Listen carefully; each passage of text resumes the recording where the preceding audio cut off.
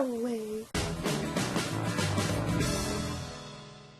Hi guys, my name's Cassandra and welcome to my video broadcast. So, as I'm sure you can tell from the title of this video, I saw Dan and Phil. Dan and Phil are the first video bloggers that I really started watching, and they're one of the main reasons that I'm making videos today.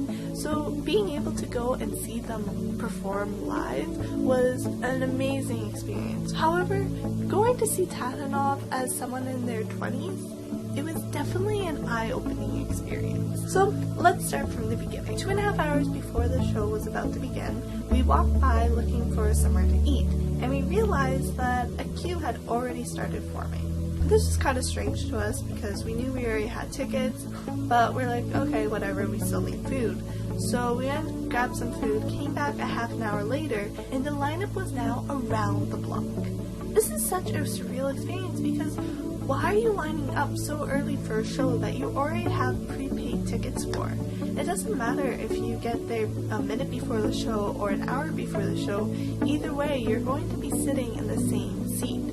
Seeing this huge line already forming so early kind of got us confused, but we're like, we might as well join it because the lineup's only getting longer. We get into line and everything's fine until we realize we were surrounded by 12-year-olds. Now, don't get me wrong, it wasn't necessarily a bad thing, and it wasn't like these were very mature 12-year-olds. They were all acting in a relatively mature way.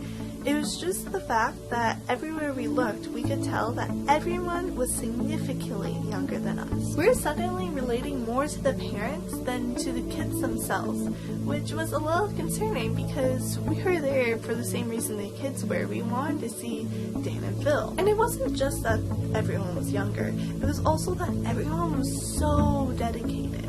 Looking up and down the line, it wasn't a surprise to see flower crowns, dinosaur onesies, and of course, plenty of whiskers. I watched Dan and Phil all the time and I love watching them, but to see how many people were so dedicated to them, it's just a very surprising experience. You always hear YouTubers making jokes that, oh, my audience is 12 years old, but like, to actually have that proven to you, it's kind of an eye-opening experience when you're definitely not a 12-year-old. Not only were they younger, they also understood all YouTube references. I've kind of come to terms with the fact that not a lot of my friends watch YouTube as avidly as I do, so whenever I make a YouTube reference, it usually goes right over their heads.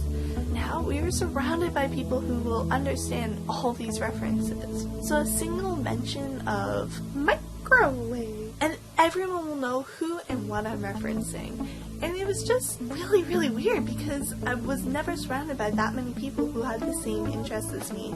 Usually any of these references just would go unnoticed, but now if I started saying anything like that, it could start a domino effect of references. So as we were trying to reevaluate our life choices, we started car watching.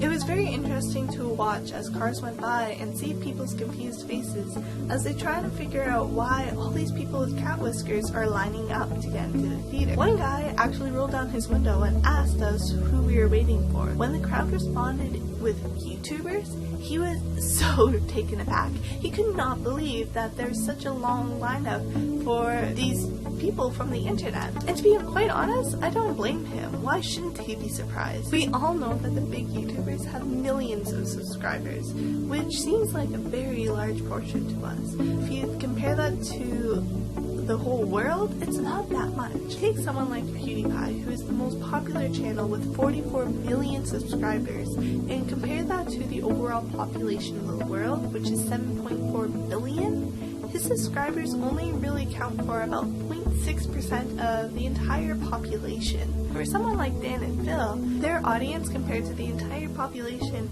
is even smaller.